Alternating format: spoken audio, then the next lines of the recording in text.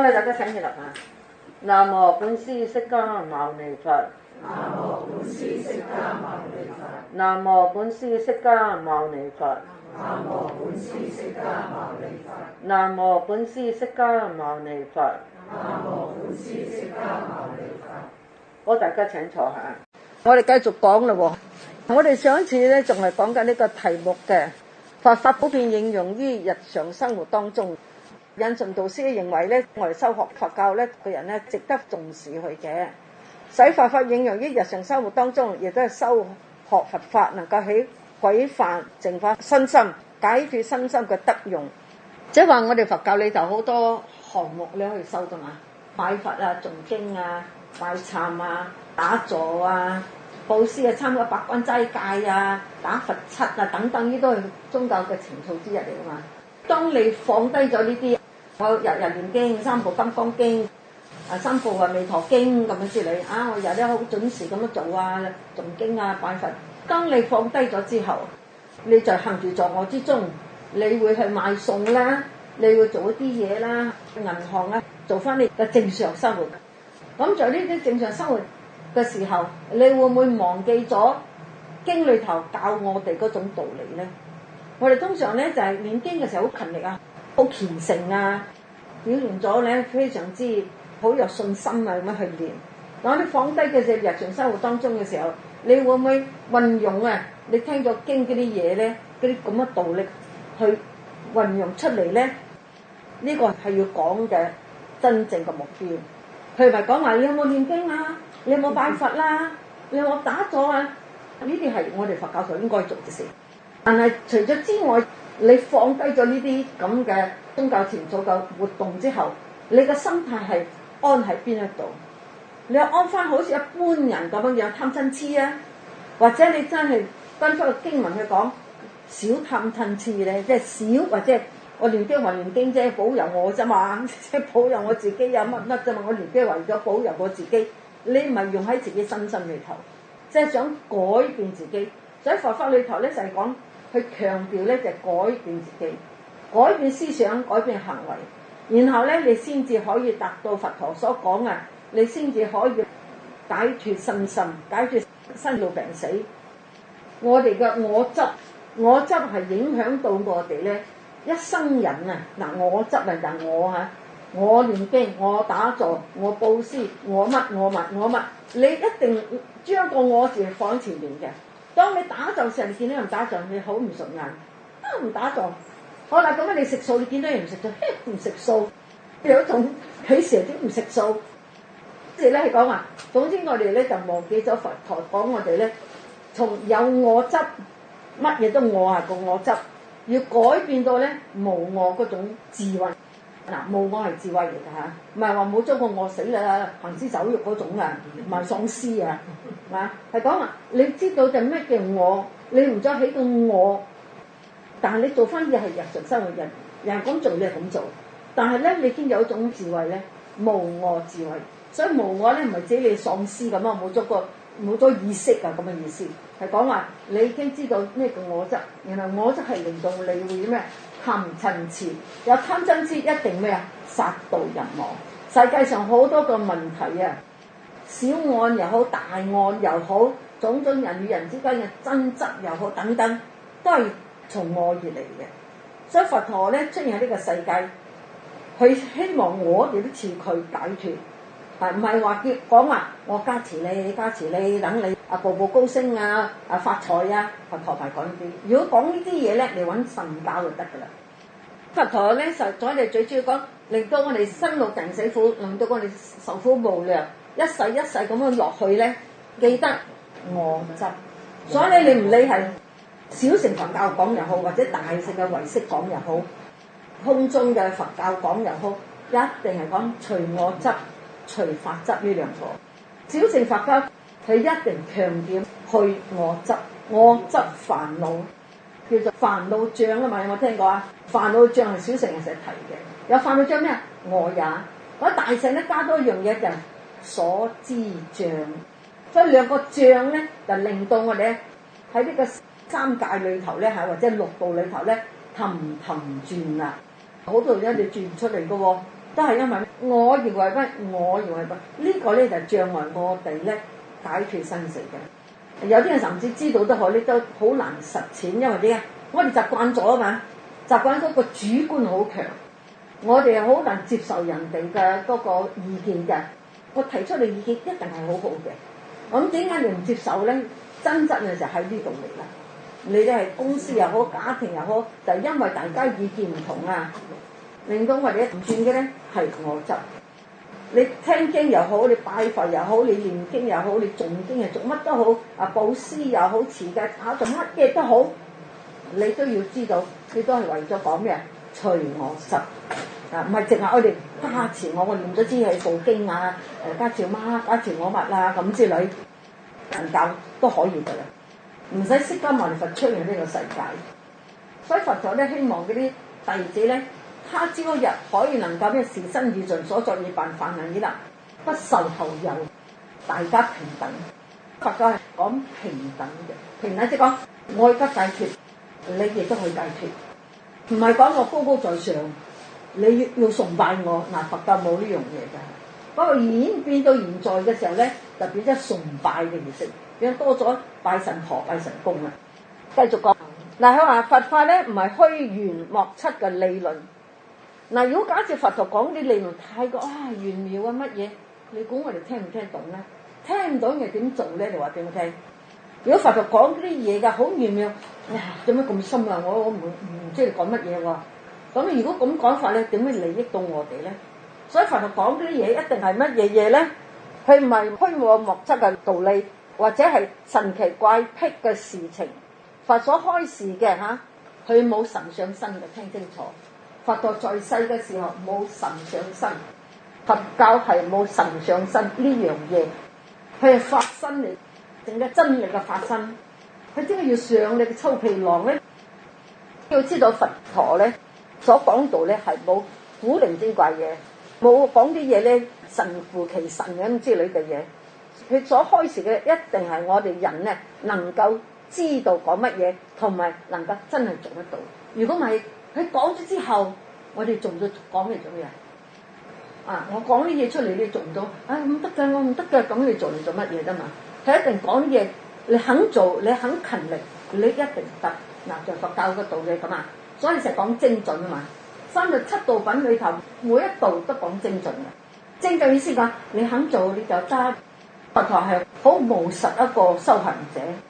我所說法如爪上塵，即係我哋就首先教你頭啲塵多結有痕啊嘛，明唔明啊？爪上塵，所謂說法如大地土啊，將我所講嘅嘢好少嘅啫，即係我隻爪嗰度，但係好要講嘅有好多未，好多嘢咧佢未講咧，好似大地嘅土塵咁樣，講一啲你啱做嘅又做得到嘅咁樣，其他啲講咧都唔使我講嘅啦。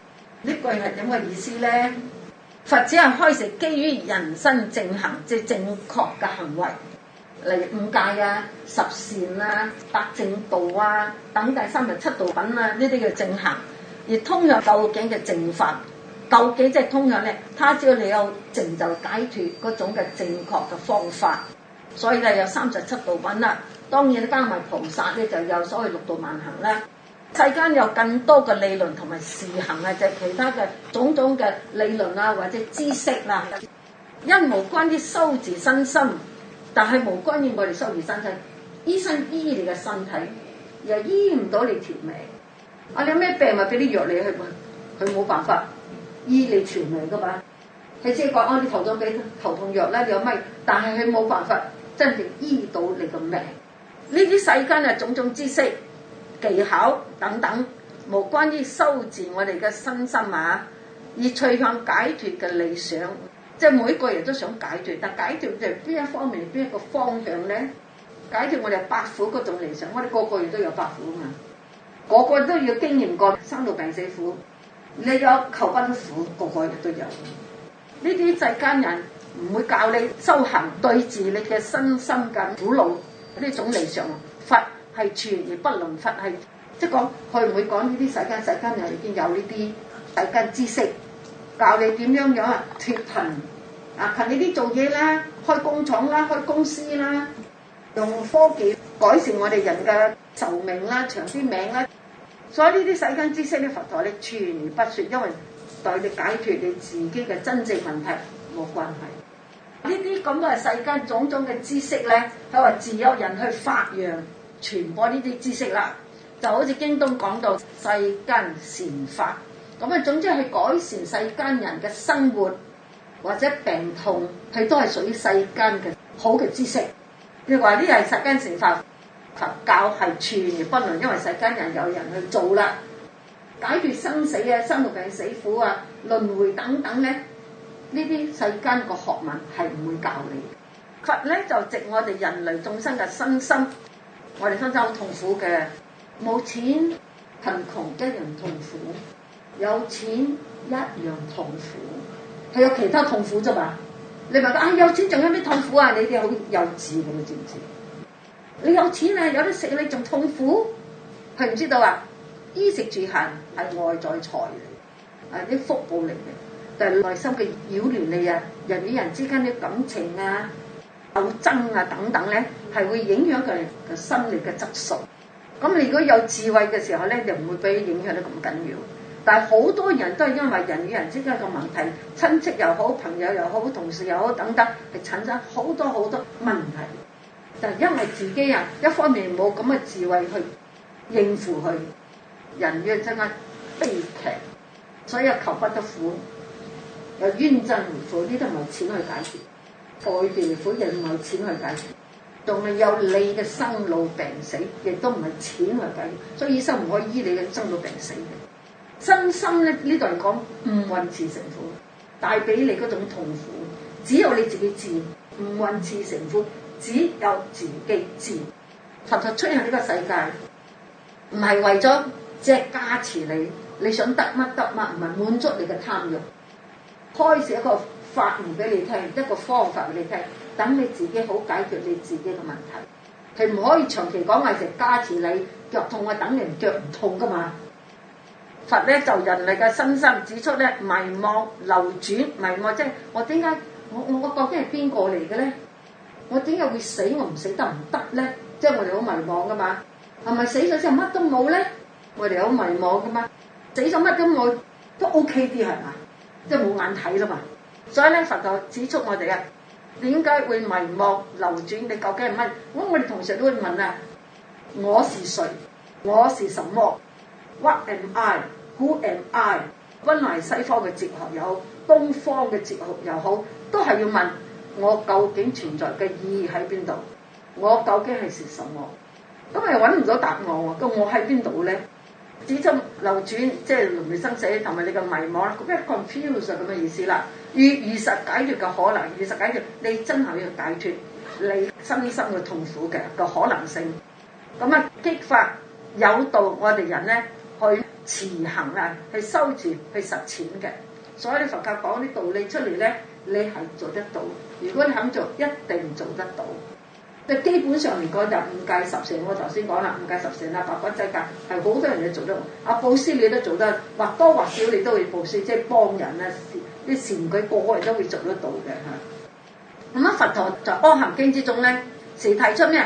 五蘊六計六處嘅法門，即係三叫做三科嘅，就係《阿含經》你即係小乘講，一定講咗五蘊。所以《心經》係屬於大乘，一樣講咩？觀自在菩薩行深般若波羅蜜多時，照見五蘊，就係啲同小乘一模一樣，不過加多咗六度萬行嘅啫。觀自己嘅身體究竟係什麼東西？點解咁執著佢？為佢咧而殺盜人亡咧？佛家你講五蘊，所以你講五蘊係什麼東西？你問啊！但我哋就要保五蘊，即係保你嘅色身，即係色蘊，保佢。實際你食咁多好嘢，係咪真係個身體會好？你睇醫院裏頭個個都係食雜嘅，點解？係咪食雜嘅人就冇病咧？你話食素嘅冇營養啦嘛，係咪？好多人咁怪食素冇營養，咁你食雜係咪唔會病咧？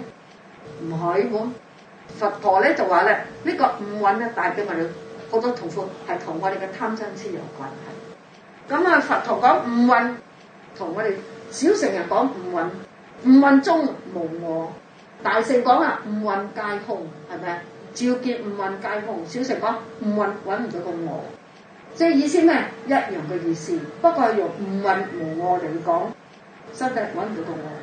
大乘你講嘅嘢都講空空，即係從緣起嗰度嚟講嘅。緣起嘅嘢一定冇一個實體性，即使係無我。第一樣係講唔蘊，講六界，講六界即係呢個咩12處18界，六界總共你就係18界。咁啊講呢三科嘅，就係小乘不斷重複，係點解？即係六界揾唔到個我，六處揾唔到個我，五蘊又揾唔到我。大乘嘅五蘊皆空，四大皆空，即係意思一樣，但係名詞唔同嘅演繹嘅啫。所以講下五蘊六處六界咧，都不外乎身心，當然包括埋山河大地啦。所以個色蘊咧，大家知道啊，色蘊六界六處嘅講到物質世界嘅時候咧，個五蘊嘅色蘊咧已經包括咗山河大地啦。從不同嘅立場而作不同嘅分別即係細分別去演繹五蘊之中係什麼，六界之中係什麼，六處究竟係什麼，等你哋多啲了解自己，多啲了解自己嘅時候咧，唔好當自己咁真實，亦唔好當呢個山河大地咁真實，因為全部都係緣起。所以佛家講嘅嘢係非常之科學嘅，冇一啲迷信嘅嘢喺度。咁你多啲咁思維嘅時候咧，你嘅智慧自然增加提升。點解你唔再執着，即係智慧增長？但係唔係叫你忽略你周圍嘅嘢，唔係叫你否定嘅存在，係即係講你諗嘅嘢，你要改變思維。咁樣你同人與人之間咧，就知道發生咩，你唔會睇過乜嘢太大嘅爭執，但係咧你唔會轉牛角尖。唔係講你學咗法之後啊，冇人哋害你啊，冇人乜嘢你啊，即係愛你，唔係咁嘅意思。你了解咗自己，亦都了解人哋，自己就唔蘊不確實嘅、緣起嘅、不可得嘅，人哋一樣。你周圍啲嘢都係緣起嘅、不確定性，亦都係會變嘅。咁樣咧，你就唔會咁痛苦啦。最緊係解決你內心個唔痛苦，即時智慧增長。不外乎身心佛說呢個五蘊又好，六界又好，六處或者18界又好啦，都係不外乎你自己身心嘅問題。從不同嘅立場作不同嘅解釋，呢個分別咧，即係解釋啊。佛法可以分為知同行嗱，大家知道啦，知即係咩？對佛法嘅理解，行咧就係實踐咁嘅意思啦。而知咧係行嘅始導，行嘅始導即係講你要點樣做，你就要有個知，即係有個知識喺度。即係等講我要去旺角，我就要知道搭乜嘢車，就唔好搭錯車。行咧就講修行。好多人講使乜知咁多嘢，使乜聽咁多經啊？行就得啦。喂，你唔知點行啊？行錯路噶嘛？你對佛法嘅知幾多，係對你嘅行咧引導你點樣去做嘅，亦都係行嘅完成。所以咧，知係從開始到你完成解脫，都係要個知帶頭先嘅嚇。所以知同行係唔可以分離。你有知你就會去行。如果唔係你個行下咧，會行歪咗啦。講到知，我哋經中成日都講正見，八正道裏頭嘅排第一就係正見。正見即係正確嘅見解。呢個知唔係講知識上嘅知，係對佛法裏頭嘅理解、信解行證啊嘛，係嘛？我哋通常講信解行證，即係話身心係以心識為主導嘅身心活動。你個身就會喐啊，或者做乜嘢咧，都係你嘅心識去做主導啦、引導嘅。無論為自己又好，或者你為其他人又好，對物質世間，或者係現在，或者從現在到過去，或者從現到未來，佛陀講啊，一切從緣生啊，一切從緣生就係過去、現在、未來，你嘅身心係主導你嘅一切。從緣生就係從條件而嚟嘅。佛陀講我論因說因啊，即係任何嘢嘅發生出現喺呢個世界上，一定係有因有緣，作緣生即係從有因有緣而產生一切嘅緣住。你嘅存在亦都係因緣，從呢個因緣相生，即係大家互相牽引嘅，相生就互相牽引，相依存在嘅呢種理法，去理解啊世間同埋處理世間嘅一切事物，都係咩？從條件嚟，多啲了解嘅時候，你個存在嗱，你有家庭有乜有乜等等，點樣同佢相處，你要了解係緣起。所以了解緣起嘅時候咧，處理嘅時候咧，會比較開明啲、理性啲，冇咁感性。感性通常愚痴人嘅，你知唔知？冤憎會苦、愛別離苦係人與人之間嗰種感情嘅牽扯嘅。有智慧咧，冇俾佢牽扯得咁緊要；冇智慧咧，俾佢拖落嗰個漩渦裏頭，齊齊氹氹轉嚟轉去轉唔出嚟，因為你唔夠智慧。人與人之間你唔可以忽略佢嘅存在，但係要理解佢嘅存在同你嘅存在都係緣起。你要關心人，但係咧唔好俾牽引落個漩渦。你應當係關心人，一樣佛陀講慈悲嘅，你要關心人，但係唔好俾佢扯落去。佛陀咧就安嚴經成日都咁講嘅，依緣起嚟講，緣起即係講所有存在嘅嘢都叫緣起。咁你個緣起點樣去理解佢咧？嗱，呢個緣起即係我個存在點理解，你個存在點理解咧？就係此有故彼有，因為有呢個原因，所以嗰樣嘢咧就會存在。因為呢樣嘢生起，所以令到嗰樣嘢而生起。當我講句説話就本嚟大家都好好地嘅開會，我因為講句説話，我呢個説話影響到人哋，影響到人哋，嗰人聽咗舒服唔舒服？嗱，佢聽咗舒唔舒服？因為聽得舒服嘅話，引起大家個共鳴，開心。但係如果我講嗰句説話，人聽咗好唔開心，督到嘅，令到嗰人好唔開心。因為咁嘅樣，以後一連串嘅問題出現，所以佢就此有故彼有，此有故彼有，此有故彼有，係咪好簡單啊？佛法講嘅好簡單嘅咋，不過你唔知咩叫緣起，佛陀同你講，即係你就緣起，你就咁樣樣存在，你咩原因會存在？你過去生中做多啲善事，或者做啲太多唔好嘅善事，不斷做不斷做，呢個此有故。產生咗下一段嘅咩？究竟係做人有福冇福？此有故彼有，明唔明講啊？因為有咁，所以嗰樣嘢出現，有個 result 嗰個後果。可能呢個後果出現咗之後，又引申另一個後果，不斷咁滾落。所以咧，我哋嘅存在佛陀講話，你不斷去 practice 呢個 practice 就此有故，因為成日修行，因為成日打坐，因為成日念經，因為我嘅思想成日喺佛法裏頭。都唔會諗起嗰啲唔好嘅嘢，此有故病，最後你會解脫。因為是講觀無我，觀無我，此有故。我哋種下出世嘅因，諸行無常，諸法無我，涅槃寂靜，呢個係出世嘅因嚟。不斷去觀，不斷去思維，不斷思維，最後此有故彼有，解脫。咁呢個解脫，跟住下一句咧，此無故彼無，此滅故彼滅。呢個講咗咩？此有故彼有係講一切有為法。如夢幻泡影，不斷變，不斷變，不斷咧喺度周而復始發生啲嘢。此無故，因為我冇咁做，因為我冇咁嘅諗，冇咁嘅思維，冇咁嘅行為，因此咧彼無啦。因為你咁嘅行為冇咗啦，滅啦，即係滅，即係唔再做啦。因此輪迴生死跟住滅，明唔明講啊？係咪好簡單啊？因為我唔做呢啲嘢，我唔係貪嗔痴。我唔會殺盜淫妄，我不斷觀無常無像不可得咁等等，我咧就唔會貪欲樂，我就唔會貪嗔痴，就唔會咧作殺盜淫妄嘅業。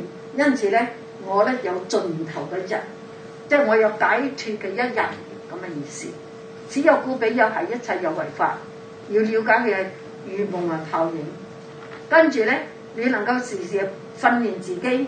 諸行無常嘅，了解諸行無常，你唔去貪唔親，知道佢無常嘛，你唔去貪念，唔去親念，咁啊，所以咧慢慢呢個貪親咧，你又唔會作惡業，所以咧此無故彼無，因此咧此滅故彼滅啦，咁明唔明？係咪好簡單啊？所以時時咁諗嘅時候咧，時咁諗嘅時候，你知道發生咩事，你知道你嘅身心係咩事，即係乜回事？你諗到你周圍嗰啲人都係咁嘅樣啫嘛。就此有故彼有，此生故彼生。呢樣嘢，如果你唔理解佢，你就不斷此有故彼有，此有故彼有，此生故彼生，不斷重複，係咪好簡單？係講輪迴嘅問題。呢個輪迴係咁嚟，冇實在嘅輪迴，但係現有實，好似有真實嘅輪迴。輪迴就佛教嚟講係冇實體，但係我哋覺得自己輪迴啊嘛，因為我哋嘅貪嗔痴有善惡行為，所以你覺得自己輪迴。我第二世又要做乜？我第二世做乜？肯定有啦，係咪肯定有啊？因為你已經預講俾自己聽，我下一世要做乜嘢？我下一世要做醫生，我今世做唔到，咁樣做落你個腦裏度，我下一世要做醫生，即係你已經預設咗你下一世翻返嚟。咁你想我乜？影響咗你下一生日點。此有故彼有，係好簡單，冇咩神秘。你嘅出現呢個世界就係因為過去點，所以而家現在點。而家嘅點引申咗下一世嘅點。咁明唔明啊？係咪好簡單啊？多啲了解此有故彼有，即係講你自己嘅身上，你過去身中係點個樣，引申咗而家點個樣。你今世係點個樣，善惡業等等，煩惱幾多，引申下一世。你想唔可以再下一世咧，就要觀三法忍，諸行無常，諸法無我，涅槃寂靜。涅槃寂靜，即是我哋唔正入，最大就係講唔正入。不過咧，你要知道涅槃嗰個意思。我哋講到呢度好唔好啊？我哋起身，願以此功德，普及於一切，我等與眾生，皆共成佛道。好啦。